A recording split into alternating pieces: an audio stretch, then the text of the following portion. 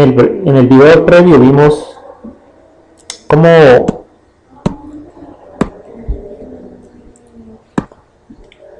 cómo interpretar la presencia de los coeficientes de rigidez que generan oposición al movimiento en la dirección axial, ¿verdad? Es decir, estos coeficientes EA partido de L y menos EA partido de L, que aparecen en las relaciones fuerza-desplazamiento para el elemento sometido a acción axial. Ahora, y por supuesto que también vimos cómo incorporar estas fuerzas a nivel de miembro, estas fuerzas F, dentro de la matriz, o más bien dentro de la relación fuerza-desplazamiento global, ¿sí? Entonces metimos a estas dos ecuaciones en la relación global.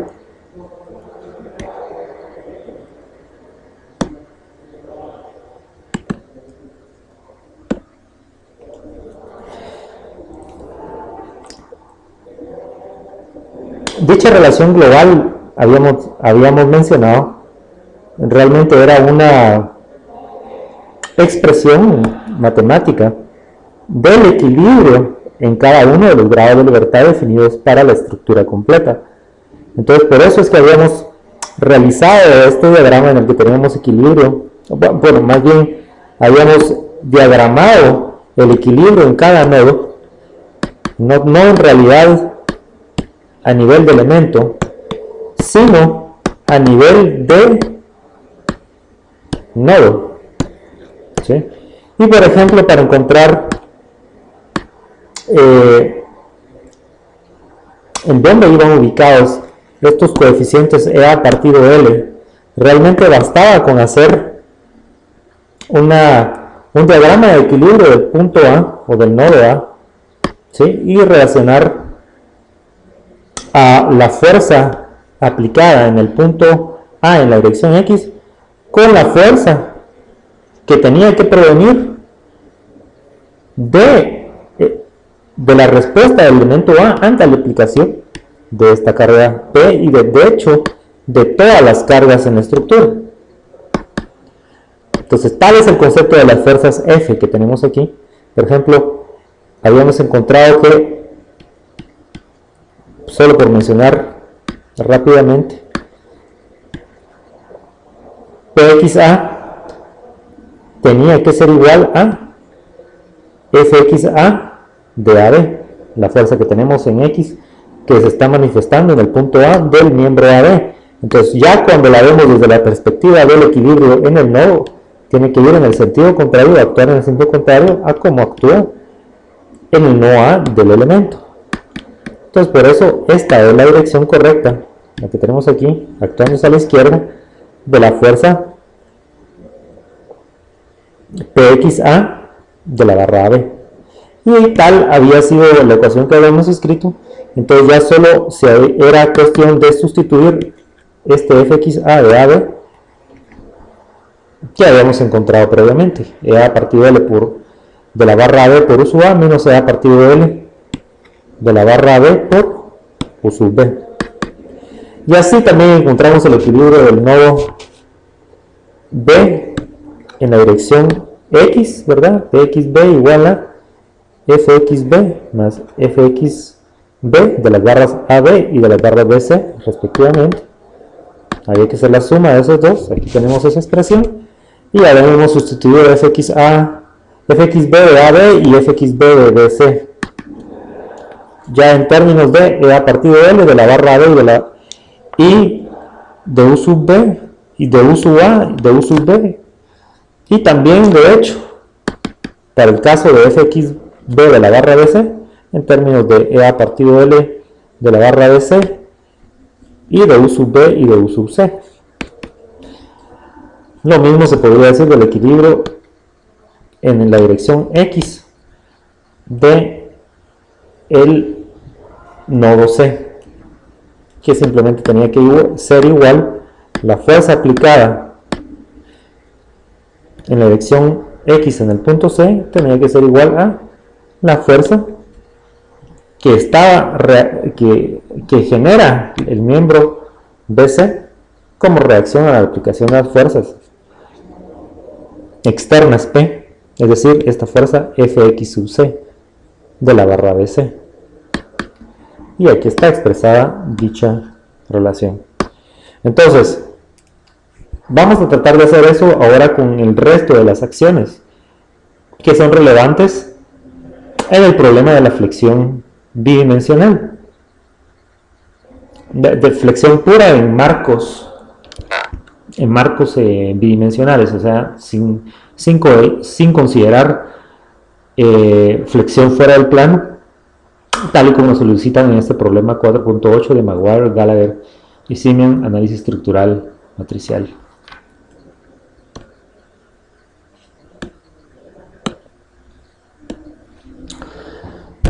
El caso de la torsión es similar al de la acción axial, en que la construcción matemática resultante últimamente va a ser la misma en cuanto a la manifestación de estas fuerzas, o más bien momentos, en este caso, momentos torsionantes, o momentos respecto del eje longitudinal del elemento, mx A en el punto A de la barra AB y mxb en el punto B de la barra AB, momentos respecto del eje X.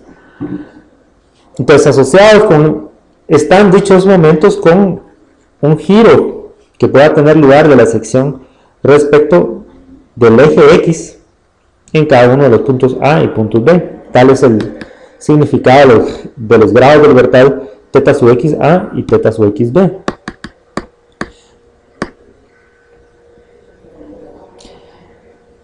Ahora, cuando se está analizando el problema de la torsión, hay que recordarse de un par de cuestiones relacionadas con mecánica de materiales elemental, y tiene que ver con el hecho de que, a no ser que la sección sea circular, en realidad sí va a ocurrir lo que se conoce como un alabeo longitudinal, ¿sí? Aquí representado en esta figura, de el elemento de un elemento transversal. Si lo vemos desde esta perspectiva, tendría esta forma la distorsión del elemento. En el caso de una sección circular, sí lo podemos considerar de que las secciones que eran planas antes de la torsión iban a continuar siendo planas después de la torsión. Este sería el caso de una sección circular. Ahora, pero ese no es el caso general. El caso general es el de una sección no circular, en el que sí va a ocurrir este tipo de alabeo de la sección de las secciones transversales. Entonces, las secciones que antes eran planas ya no lo van a hacer después de ocurrir la torsión. Entonces, eso genera una cierta acción en la dirección axial que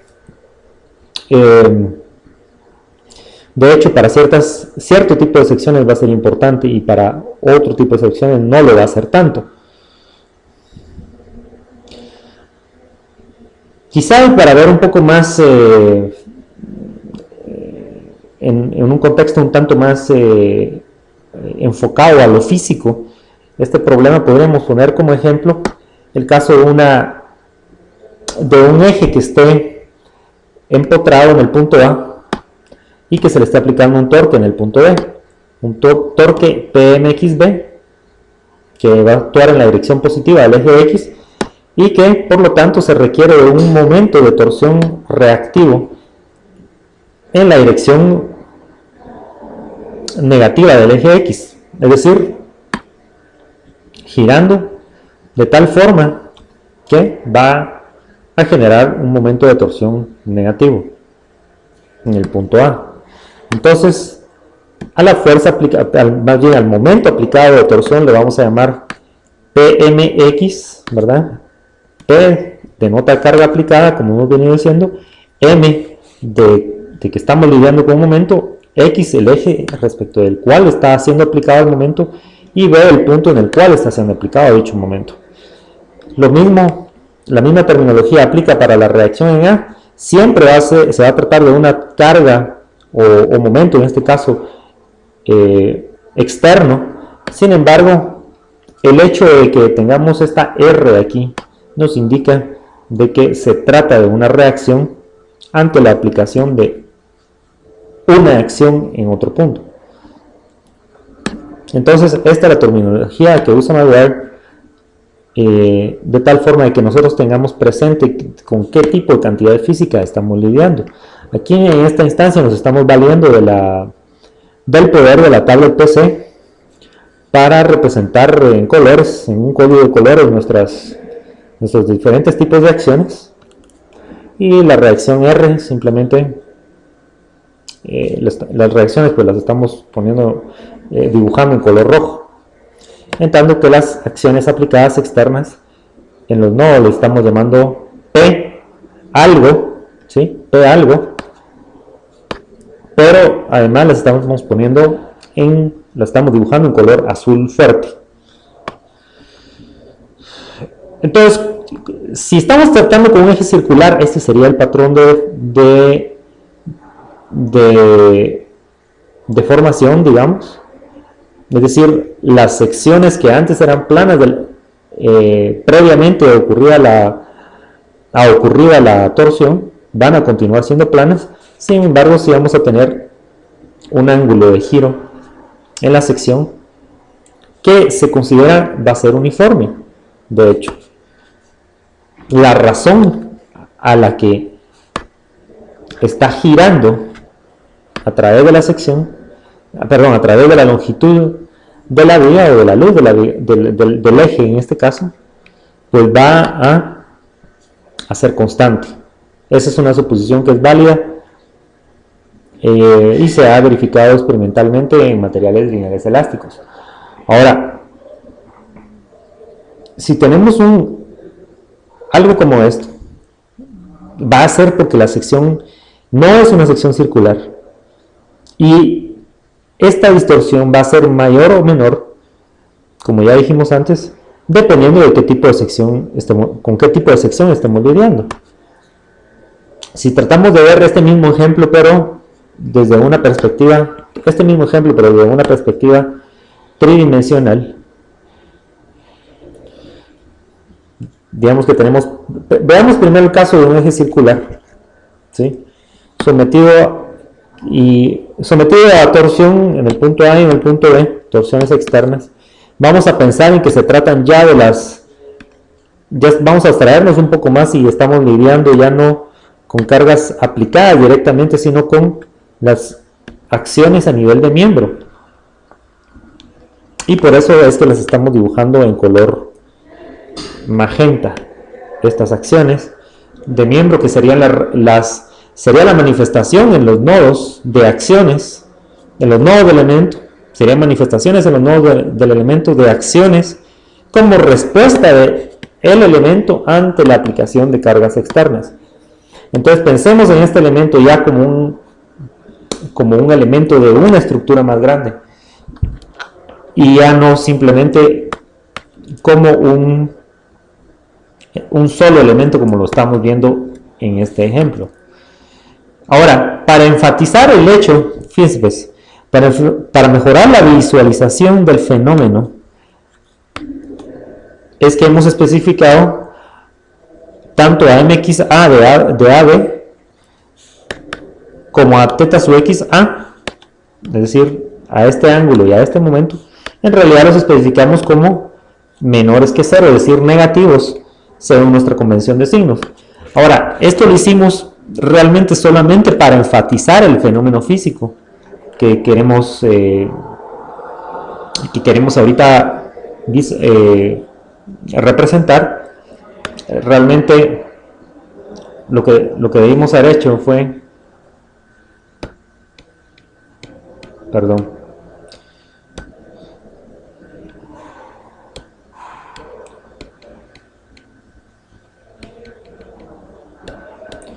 realmente lo que debimos haber hecho fue dibujar este momento actuando en esta dirección y este ángulo girando en este sentido, o sea, ambos en el sentido que de tal forma que nos generaría un momento positivo o rotación positiva respecto del eje X. Sin embargo, no lo hicimos así, solamente para enfatizar el fenómeno del cual vamos a platicar ahora mismo. Entonces, por favor, tomar nota de ello, de que la notación en la literatura siempre se toman los momentos y las rotaciones de esta manera cuando estamos hablando de una representación general de la teoría, o más bien un desarrollo general de la teoría relacionada con el método de rigidez. Sin embargo, por esta vez, pensemos en una acción de miembro en cuanto a torsión en el punto A en este sentido y en el punto B en este otro sentido, tal como está dibujada. Entonces, las secciones que antes eran planas, antes de ocurrir la torsión, van a continuar siendo planas, de hecho. Más allá de la ocurrencia de este ángulo, θ sub xb, y este ángulo θ sub xa. Es decir, una línea que había sido marcada de esta manera entre el punto A y el punto B sobre algún punto de la superficie, uniendo algún punto en la superficie del punto A y algún otro punto en la superficie del punto B, y digamos que esa línea fuera la más recta que podríamos definir entre dos secciones A y B, digamos. Entonces esa recta tendría que ser esta línea en naranja que tenemos acá. Entonces, antes de aplicar la torsión era una recta como esta, y luego, si las acciones se manifiestan de esta manera, ¿verdad?, con sentidos opuestos, para eso lo hicimos, para poder visualizar mejor este fenómeno. Entonces vamos a tener algo como esto. Esta recta simplemente se iba a mover, se iba a distorsionar, ya no iba a ser más una recta, y lo que se iba a generar era un ángulo aquí y otro ángulo acá, θ sub xa y θ sub xb, ángulos respecto del eje X. Ahora, ángulos de giro de la sección, pero lo importante es de que para ejes circulares, dicho fenómeno se caracteriza por la no distorsión de la sección transversal. ¿Sí? Entonces la sección transversal circular sigue siendo circular, y antes era plana y sigue siendo plana. Sí tenemos una sección circular. Ahora, ¿qué pasa cuando tenemos un eje, digamos un eje con una sección rectangular como este, y se le aplica ese mismo patrón de momentos como este?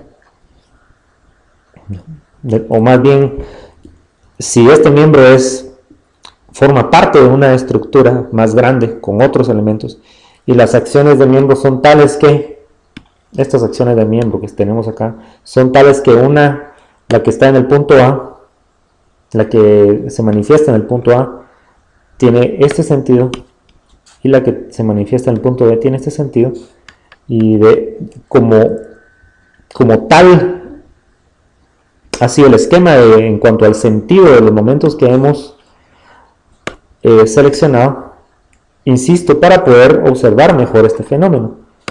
Entonces, ¿qué pasaría en ese caso? Bueno, tendríamos un giro de la sección aquí, θ sub xa respecto al eje X, y un giro de la sección en este sentido, θ sub xb en el punto B. Pero lo importante es, al menos en esta instancia, hacer ver de que en realidad sí ocurriría una distorsión de una sección que antes era rectangular. En realidad, después de ocurrir la torsión, ya tendría una forma un tanto diferente, una forma como esta. Y dicha distorsión, aunque aquí desde esta perspectiva solo se puede apreciar en cuanto a la sección transversal, que sería bien diferente, en realidad también vale la pena aquí recordar que sí ocurriría también un aladeo longitudinal en la dirección longitudinal de cada una de las secciones. Entonces eso genera un cierto desplazamiento en la dirección axial, ¿sí? Y hay también una cierta deformación cortante adicional debido a esta distorsión de la sección transversal cuando estamos lidiando con secciones rectangulares sometidas a torsión, claro. Entonces, ¿qué podemos decir luego de este desarrollo? Bueno, que si estamos lidiando con secciones circulares, no va a ocurrir aladeo en la dirección longitudinal. Pero si estamos hablando de secciones no circulares, entonces sí va a ocurrir aladeo longitudinalmente. Y fíjense bien, si se trata de una sección cerrada, esto tal vez es de lo más importante. La deformación en realidad, ese aladeo va a ser relativamente pequeño y va a ser en general aceptable si lo despreciamos. ¿Ok? Ahora, el problema es con secciones abiertas o con secciones de pared delgada, las secciones de las vigas I, por ejemplo, o las vigas en forma de canal, su sección en forma de canal, incluso las secciones angulares, en fin. Y si estamos hablando de vigas de acero formado en frío, por ejemplo, en el caso de las costaneras, como les decimos aquí en nuestro país, entonces en estos casos la deformación extra debida al aladeo sí es importante y sí debe considerarse. Entonces, tomado literalmente de Maguire, dice, cuando los efectos por torsión son pequeños, como suele ser el caso en muchos marcos, en aplicaciones de ingeniería civil, la suposición de una razón constante del ángulo de torsión empleada en el desarrollo de la ecuación 427 sí es válida. ¿Sí? Entonces, ¿cuál era nuestra ecuación 427? Ahorita vamos a ver eso.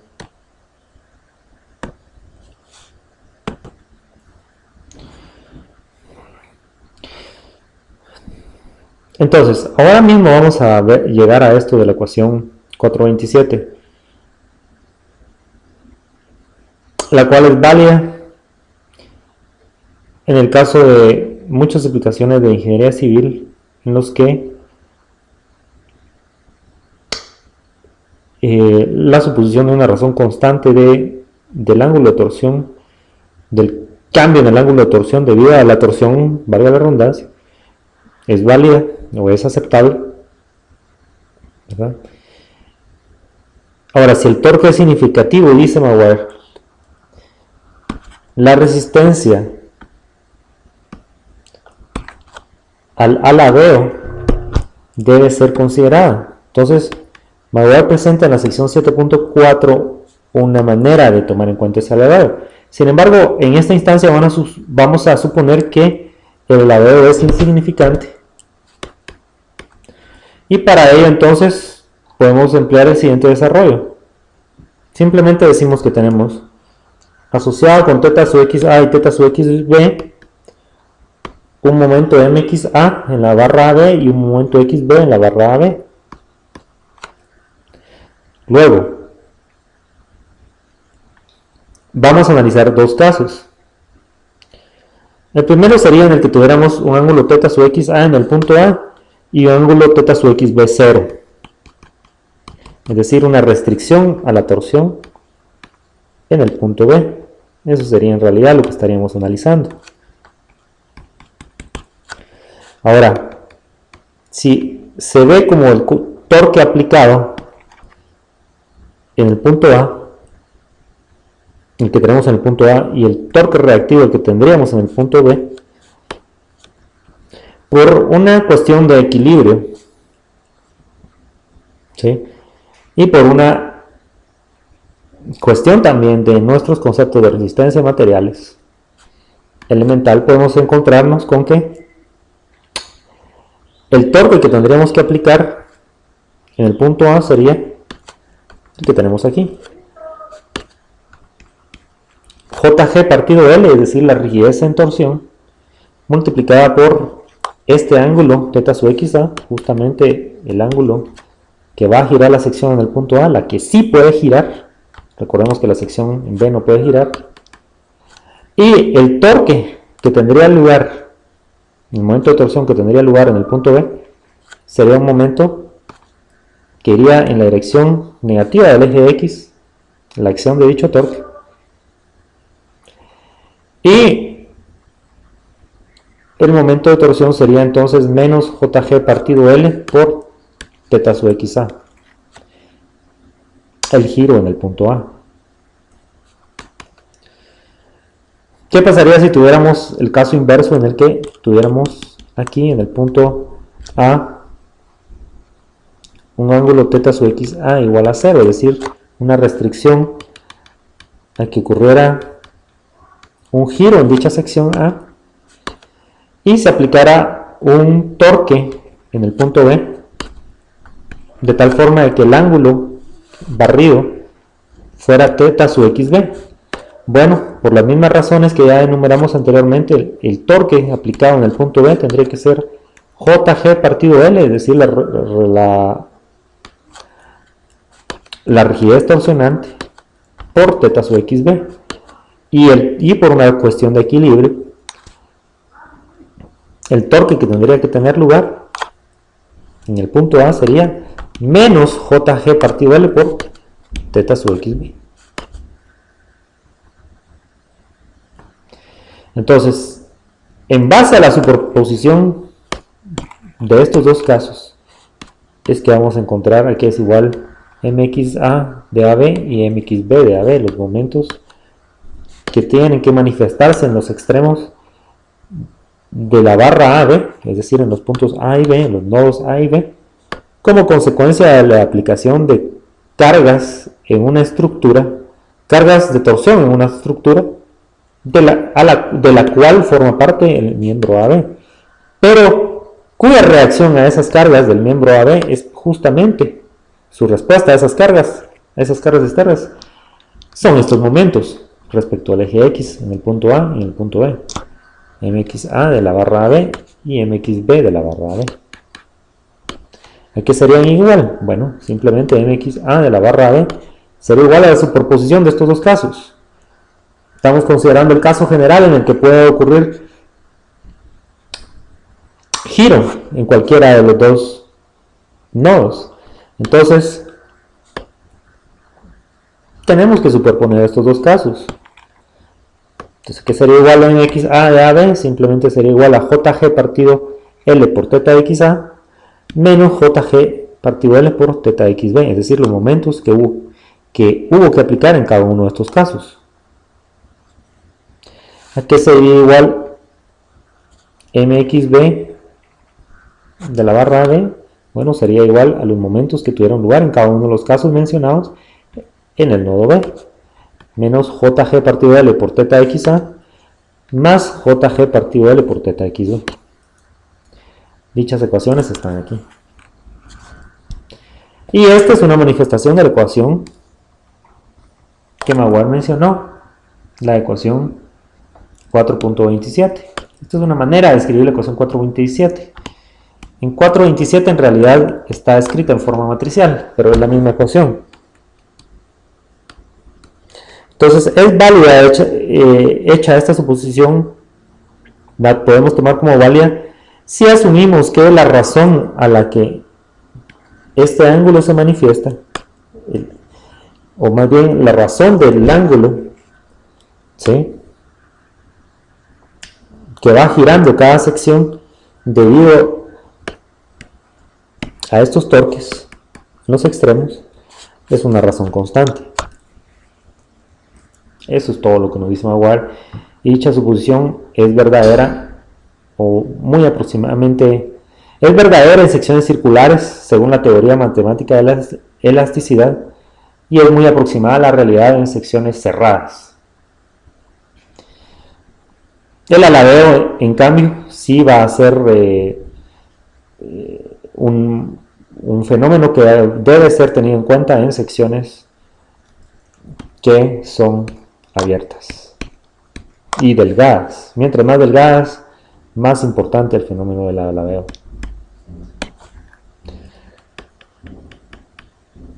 Ok, termina esta tercera parte. Continuamos con la cuarta parte, y donde veremos el fenómeno de la flexión, cómo incorporarlo a las ecuaciones de rigidez global.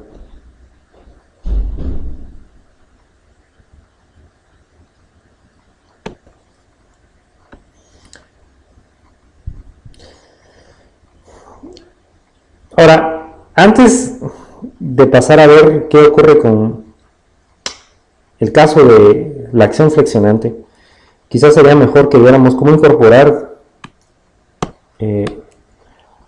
estos momentos que acabamos de encontrar a las ecuaciones globales de rigidez, que realmente no es otra cosa sino lo que ya hicimos para el caso de la acción axial.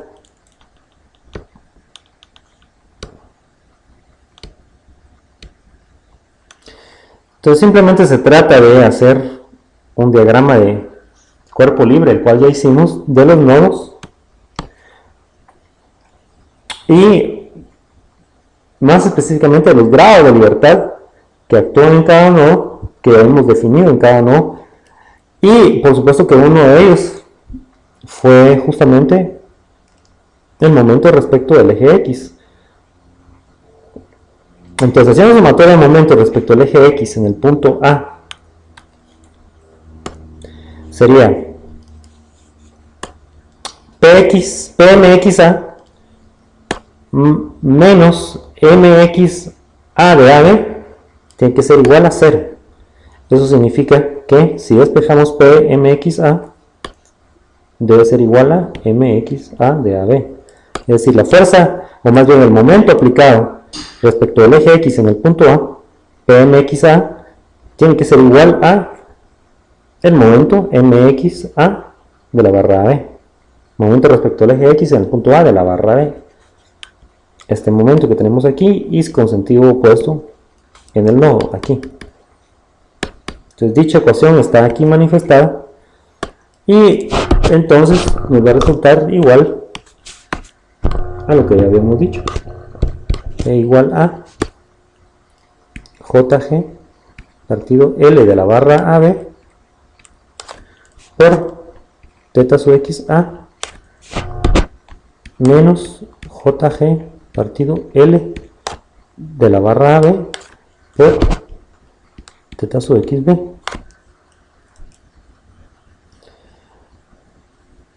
¿Qué va a pasar con el equilibrio en el punto B? En cuanto a la sumatoria de momentos respecto del eje X, que tiene que ser igual a 0, bueno, simplemente el momento aplicado PMXB en el punto B, en el nodo B, tiene que ser igual a el momento aplicado respecto del eje X en el punto B, pero de la barra AB, aparece en con sentido positivo aquí para el equilibrio de la barra AB, es el que tenemos acá. Con sentido opuesto tiene que aparecer en el equilibrio del nodo. Aquí está. MXB de la barra AB. Más el momento MXB de la barra BC. Es el momento que se manifiesta en el nodo B de la barra BC. Aquí aparece con sentido positivo en el equilibrio de la barra, y aparece con sentido negativo en el equilibrio del nodo. MXB de la barra BC. Entonces, eso nos deja que lo que hemos dicho, PMXB es igual a mxb de la barra b más mxb de la barra bc. Equilibrio del nodo. En cuanto a sumatoria de momento respecto al eje X. Y esto nos va a dar que es igual a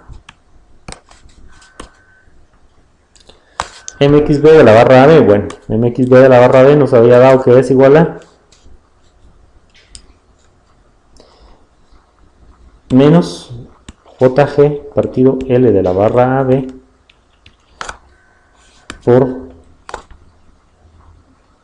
teta sub xb más jg partido L de la barra AB por teta sub xb.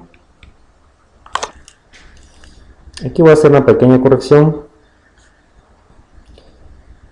Vamos a ver, así, perdón, de la barra teta sub x, o sea, el giro respecto al eje A, respecto al eje X en el punto A, es realmente este, perdón, ahí me equivoqué, aquí estoy haciendo la corrección, teta sub xa más jg partido L de la barra AB por teta sub xb. Eso sería lo que hemos puesto acá. Todo esto es mxb de la barra AB, como vimos anteriormente. Pero además tenemos que agregarle mxb de la barra bc, lo cual sería más jg partido L de la barra bc por teta sub xb menos jg partido L de la barra bc por teta sub xc. Entonces a eso sería igual mxb ya en términos de que las rigideces en torsión de las barras AB y BC, ¿sí? Es decir, los coeficientes de rigidez en torsión de la barra AB y BC, y además de los desplazamientos rotacionales en los puntos A, B y C respecto al eje X. Rotaciones respecto al eje X, rotaciones torsionales. ¿Y qué pasaría con el momento respecto al eje X en el punto C? Bueno, simplemente sería igual a, aquí tenemos el diagrama, y sería igual PMXC igual a, de la misma manera lo hacemos, igual a MXC de la barra BC, en donde MXC de la barra BC es la manifestación en cuanto a momento torsionante en el punto C respecto al eje X en la barra BC. Entonces aparece con sentido positivo aquí. Para el equilibrio de la barra BC tiene que aparecer con sentido negativo en el equilibrio del nodo, siguiendo la segunda ley de Newton. Entonces, siguiendo de la misma manera, encontramos que PMXC es igual a EA partido L, perdón, JG sería menos JG partido L de la barra BC por teta sub x B más JG partido L de la barra BC por teta sub xc. Y entonces ya tenemos además ahora las ecuaciones de rigidez globales que nos relacionan momentos torsionantes aplicados en los nodos A, B y C con los grados de libertad teta de XA, teta de XB y teta de XC. ¿Sí?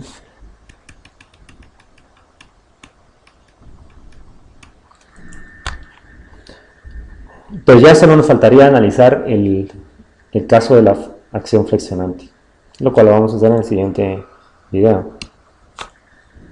Gracias.